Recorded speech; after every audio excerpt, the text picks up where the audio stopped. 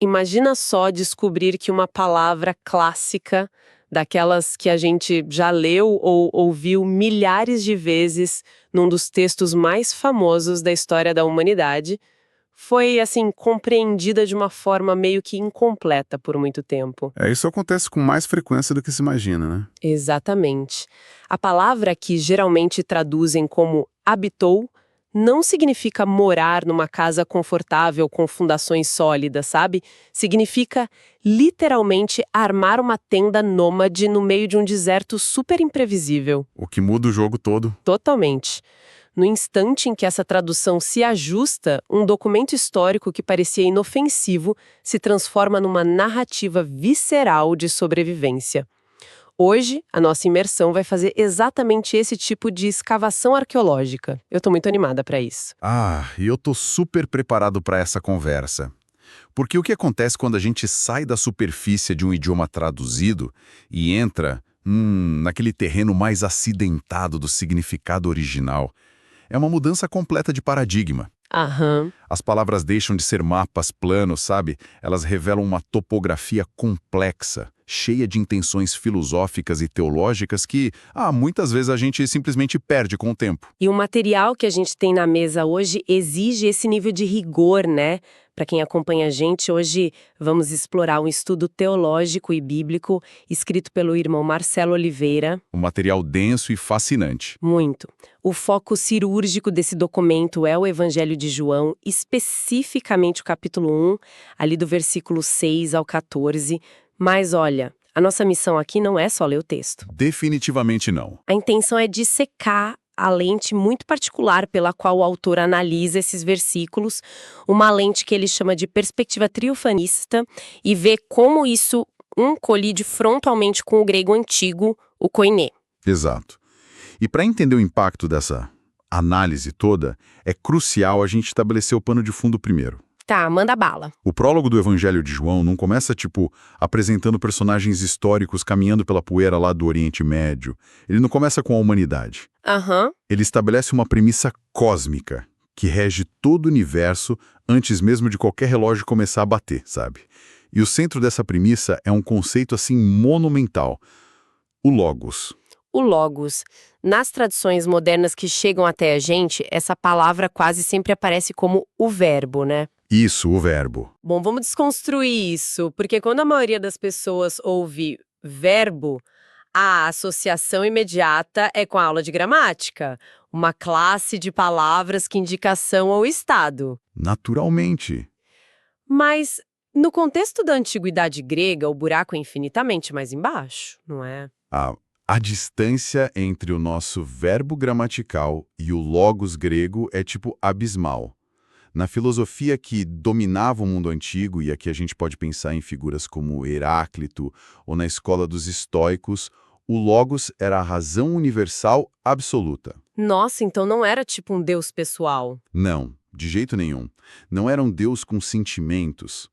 Era o princípio organizador impessoal, sabe? A grande fórmula matemática invisível que impedia que o cosmos simplesmente desabasse num caos completo. Caramba! Era a lei estrutural que ditava o movimento das estrelas, o ciclo das estações, tudo. É como se fosse, sei lá, a lei da gravidade ou as leis da termodinâmica, sabe? Uma força monumental, super fria, inquestionável e completamente alheia aos problemas humanos. Essa analogia é perfeita. Mas então, o autor do Evangelho de João meio que sequestra essa palavra carregada de peso filosófico e a redefine. E o documento que a gente está estudando captura essa redefinição de forma muito aguda. Muito mesmo. O autor do estudo define esse verbo, logos, como, e eu vou citar o material aqui, o Espírito Eterno Criador. E a ousadia dessa redefinição na época, olha, foi um choque sísmico. Imagino. Dizer para os gregos que a razão impessoal do universo tinha uma identidade, uma intenção e uma expressão criadora era algo completamente escandaloso. O logos não é mais uma equação fria. Ele passa a ser a palavra eterna, sabe? A expressão viva e consciente de uma vontade divina absoluta. E é a partir dessa redefinição cósmica que o documento introduz a sua lente de interpretação principal, a perspectiva triofanista que a gente mencionou. Mas, peraí, vamos pausar um segundo aqui. Claro. Se o texto original redefine a própria razão do universo como algo consciente, como a perspectiva triofanista do autor estrutura a identidade desse Deus? Porque, tradicionalmente, a nossa mente ocidental imagina a divindade como entidade separada, sabe? Sim, o clássico conselho celestial dialogando entre si. Exato. Talvez 2 ou 3 pessoas ali conversando. Como essa perspectiva específica funciona na mecânica da leitura desse documento? O documento deixa essa mecânica muito, muito clara através de um recurso textual que ele usa o tempo todo.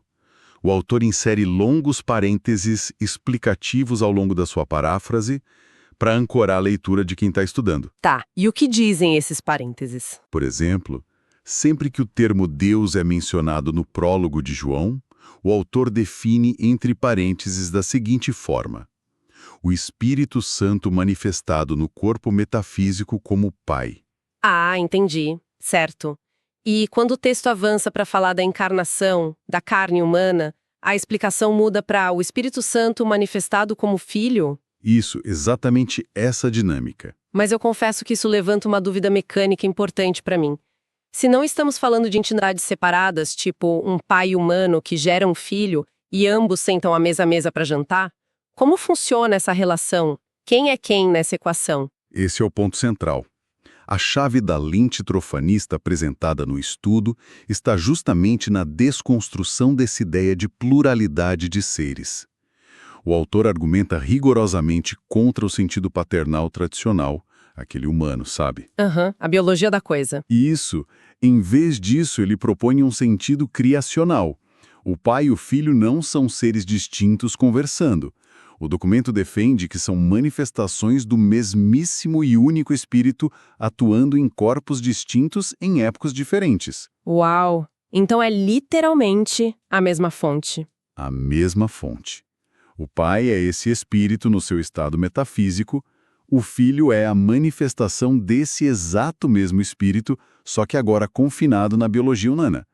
A fonte não apenas é conectada, ela é singular. Gente, essa é uma ginástica conceitual fascinante e exige que quem lê abandone muitos pressupostos. Com certeza. Exige uma desconstrução forte. Mas me diz uma coisa, se essa razão eterna, o Criador, opera numa escala tão vasta e incompreensível, como a humanidade finita, presa aqui na Terra, consegue ser avisada sobre isso? Tem que haver uma ponte, né? Um ponto de contato. Sim, um mensageiro. Exato. E a transição narrativa, no versículo 6, fornece isso de forma muito brusca. A gente sai do espaço sideral, metafísico, direto para o deserto da Judéia. A transição é desenhada para gerar vertigem mesmo no leitor. O texto sai do Logos eterno e introduz João Batista, usando a palavra grega anthropos. Anthropos. É um contraste brutal e intencional. Anthropos, que é a raiz da nossa palavra antropologia, enfatiza a limitação, sabe? A biologia, a humanidade puerenta de João perante o Criador infinito. Só um humano frágil ali. Mas detalhe, ele não estava vagando sem rumo. O documento destaca outro termo crucial. Apostálmenos. Que seria alguém que foi comissionado, né? Um enviado. Exato. É o particípio perfeito passivo do verbo apostelo. Significa que a autoridade de João não é dele próprio. Ela foi delegada de cima para baixo por esse Espírito Santo manifesto no corpo metafísico. Certo. O estudo, inclusive, faz uma ponte temporal bem instigante, conectando essa missão de envio de João com o mandato universal que Cristo daria muito tempo depois, lá no capítulo 28 de Mateus. A estrutura de autoridade divina é a mesma. Ah, entendi. E a missão específica desse enviado gira em torno de outro verbo no grego antigo. E aqui é que a coisa fica realmente interessante, viu? Ah, o verbo testemunhar, né? Isso. O texto diz que João veio para testificar, usando o verbo martireu. O estudo aponta que o papel de João não é ser a atração principal, de forma alguma. O texto nega explicitamente que ele seja a luz.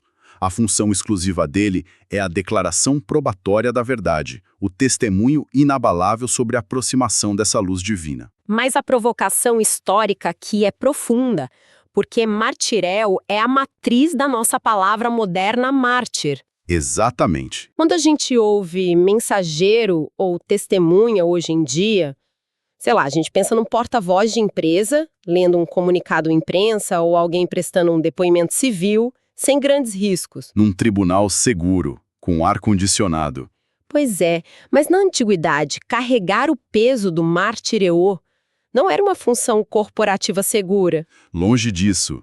O sistema de testemunho no mundo antigo atrelava a integridade da declaração à própria vida de quem declarava. Se a mensagem fosse contestada pelas autoridades de poder, a testemunha precisava sustentar aquela verdade com o próprio sangue. Que peso, nossa! O documento implanta essa ideia de que a missão de João já carregava na sua raiz etimológica a sombra da execução que ele ia sofrer mais tarde. Não é um aviso casual, sabe? É um compromisso terminal com a verdade. E essa verdade sobre a qual ele está disposto a morrer é descrita no material como a luz. O grego usa a palavra phos, de onde derivam palavras como fóton e fotossíntese. Isso. Mas o texto não deixa a palavra sozinha. Ele anexa um adjetivo, que é alektinos, a luz verdadeira. Como a mente daquela época absorvia esses conceitos combinados? É que, no pensamento da época, a luz, o phos, era muito mais do que só a ausência de escuridão física. Era o símbolo primário da revelação total, o conhecimento divino rasgando a ignorância humana. Faz sentido. E o alektinos? Ao adicionar alektinos, o texto qualifica essa luz como genuína, autêntica, a realidade suprema, em oposição direta às luzes artificiais, aquelas luzes filosóficas ou ilusórias que os seres humanos criavam para tentar explicar o mundo, sabe? Certo. Mas aqui, para quem está ouvindo a gente, também temos que ter muito cuidado com a tradução. Se a gente lê mundo e pensar apenas no planeta Terra, com seus oceanos e montanhas, a gente perde completamente a atenção do texto original. Totalmente. O que significa cosmos na lente dessa exegese que o autor traz. O documento esclarece que, embora cosmos signifique originalmente a ordem da criação, o universo físico, no vocabulário teológico de João, o termo assume uma dimensão bem mais sombria. Como assim? O cosmos representa o sistema humano organizado por valores decaídos. São as estruturas de poder, as filosofias corruptas, a economia e as condições espirituais que operam em estado de rebelião velada ou até aberta contra a ordem divina. Ah, o sistema, né? O que nos leva ao que é indiscutivelmente a maior e mais trágica ironia de toda a literatura antiga. Sem dúvida. Os versículos 9 a 11 detalham que o Logos fabricou o cosmos. Ele desenhou essa ordem estrutural. Mas quando a luz autêntica finalmente entra no cenário do seu próprio projeto, o sistema humano não apenas falha em reconhecê-lo, mas o rejeita ativamente. Rejeita sua própria matriz. O mundo dá as costas. Mas pensa bem, por quê? Se a gente analisar a mecânica do texto, parece uma insanidade lógica. Por que um sistema rejeitaria a sua fonte primária de sustentação? É uma pergunta excelente. A exegese do material aborda essa cegueira espiritual não como um erro de cálculo, sabe? Mas como uma hostilidade intrínseca. O sistema do cosmos desenvolveu uma estrutura baseada em autonomia e orgulho. O autor faz referência a outras partes dos escritos de João para demonstrar que o mundo jaz no maligno, o que significa que ele opera numa frequência de onda totalmente corrompida. Então a luz incomoda. Exato. Quando a luz genuína, que expõe todas as rachaduras, todas as falsidades, entra nesse ambiente, o sistema reage como um organismo rejeitando um corpo estranho. A presença da luz ameaça a ilusão de controle humano. A luz é dolorosa para quem construiu um império inteiro no escuro, né? Nossa, perfeitamente colocado. Mas, felizmente, a narrativa não se encerra num fracasso coletivo absoluto. Embora o sistema, em macroescala, o cosmos, tenha fechado as portas e blindado as janelas contra a luz, a atenção do texto muda para os indivíduos que nadam contra essa correnteza colossal. A escala micro. Isso. E isso nos leva à reta final e ao grande clímax do documento. Os versículos 12 e 13 detalham a concessão de um direito inimaginável. O texto diz que aqueles que o receberam foi dada a autoridade, o poder legal e espiritual de se tornarem filhos de Deus. Certo. E é aqui que o autor reinsere cirurgicamente o seu eixo teológico da perspectiva trifanista, lembrando que esse Deus é, e aqui, de novo, os parênteses, o Espírito Santo manifesto no corpo metafísico como Pai. E o autor original de João faz questão de gastar várias palavras dizendo o que essa filiação espiritual não é, né? Sim, ele elimina qualquer margem para o elitismo biológico. Ele diz que não vem do sangue, não vem da vontade da carne e nem do impulso do homem. É um corte super limpo, com qualquer ideia de pedigree ancestral humano ou mérito social. Exatamente.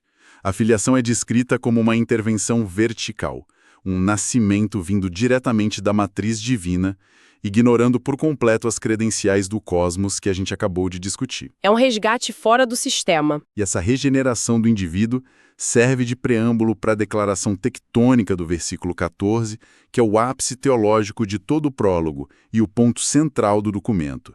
E o Verbo se fez carne. Então, vamos voltar para a nossa escavação de palavras gregas, porque o contraste linguístico aqui é perturbador. Primeiro, o movimento central de se fez. O verbo grego é egeneto. O estudo técnico define egeneto como o verbo aoristo de ginomai. É a indicação de uma transformação profunda, de vir a ser, de entrar em um novo estado de manifestação. E que estado é esse? Aquele logos, a razão universal insondável que governava as galáxias e a termodinâmica, sofre uma metamorfose perante a história humana. E o estado que ele assume não é de um titã indestrutível, um ser mítico, ele se torna sarx. Sarx. E olha, para a mente grega, sarx era uma palavra quase grotesca de associar ao divino. Não transmite aquela elegância de um espírito livre vagando pelas nuvens. Longe disso. A análise do material mostra que sarx significa a biologia bruta, sabe? A carne que sangra, o tecido orgânico que envelhece, que sente fome, que está sujeito à humilhação, à dor e à morte. É a essência da vulnerabilidade. Sim. Era uma ofensa. Dizer que o infinito Espírito Eterno Criador se reduziu às limitações esmagadoras da sarx era super ofensivo para os filósofos da época. A redução da majestade divina à fragilidade biológica é o núcleo da visão triunfanista sobre a manifestação como filho nesse estudo. O choque reside na disposição do absoluto de se deixar confinar numa forma tão frágil. Mas a ação subsequente a essa encarnação é o que realmente consolida o compromisso divino. O texto diz que ele esquenosen entre nós. E essa é a palavra que tradicionalmente a gente mascara com traduções polidas e limpinhas, como habitou ou morou. Então, o que tudo isso significa na prática visual? O estudo aponta que skinosem vem do conceito de armar tenda ou tabernacular, o que, muda completamente a imagem mental desse evento na nossa cabeça. Muda a arquitetura inteira da teologia cristã primitiva.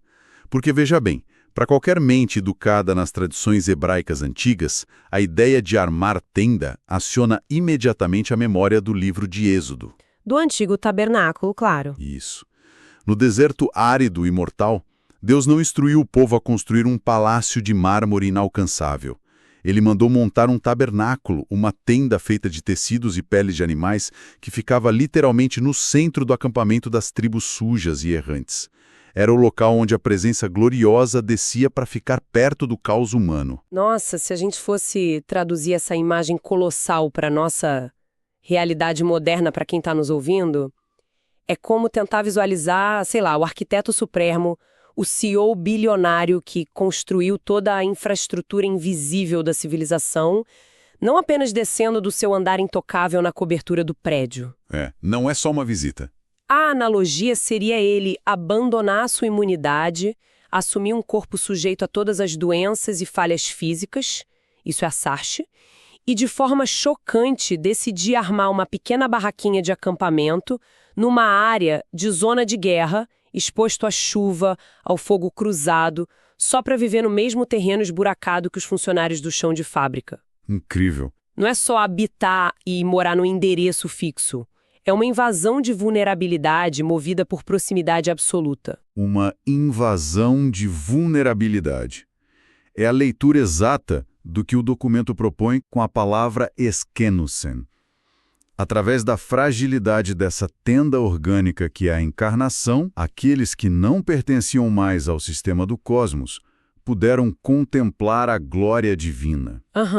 Uma glória que o autor do estudo insiste em enquadrar como a evidência inegável de que não havia separação entre o Criador invisível e aquele ser encarnado na tenda física. Era uma manifestação do mesmo Espírito, só que na sua expressão mais acessível e sacrificial. Chega ao fim dessa imersão prova de forma definitiva o quanto nosso modo ocidental, sabe, aquele nosso jeito apressado de ler, nos rouba significado. Ler um texto bidimensional e passar os olhos pela palavra habitou leva meio segundo. E a gente acha que entendeu tudo. Exato. Mas quando a audiência se dispõe a mergulhar no idioma original, descobrindo tendas nômades escondidas sobre a moradia divina, compreendendo as maquinações complexas de lentes como a trifanista e encontrando a ameaça real de execução batendo no coração da palavra testemunhar, nossa, toda a literatura ganha uma resolução em 4K. Fica tudo em alta definição. O texto deixa de ser um relato histórico passivo e revela engrenagens vivas e complexas que ainda estão ali, girando sobre a superfície. E sem o entendimento desse contexto todo que o documento trouxe, a gente corre o risco de ler as instruções do cosmos como se fossem apenas um panfleto esquecido. O que exige de nós uma reflexão de saída contínua, baseada num dos paralelos mais provocativos de todo esse estudo. Qual seria? O texto expôs que as mentes mais brilhantes da Grécia Antiga veneravam a ordem cósmica, aquela grande razão lógica que mantinha o universo unido. E, no entanto, quando a manifestação final e encarnada dessa ordem estrutural verdadeira se apresentou, o intrincado sistema humano, movido pelo orgulho e pela manutenção de seu próprio poder corrompido, a rejeitou de forma letal. A ordem foi rejeitada em favor da ilusão humana de controle, né? Exatamente. O que nos força a olhar para o nosso espelho coletivo hoje e perguntar: será que, passados todos esses milênios de evolução técnica, de hiperconexão, a humanidade contemporânea já superou essa hostilidade espiritual descrita nos textos antigos? É uma boa pergunta. Ou será que o sistema humano ainda abriga, lá no seu núcleo profundo, o instinto primário de silenciar e destruir a razão universal verdadeira, apenas para não ter que abdicar do trono caótico que construiu para si mesma na escuridão? Ouvindo, e que nos obriga a avaliar se somos parte da luz ou engrenagens desse mesmo sistema que insiste em fechar os olhos. Um pensamento muito instigante e pesado para carregar na mente após explorarmos essas paisagens invisíveis hoje. Muito obrigada pela companhia nessa análise. Eu que agradeço. Foi uma conversa incrível.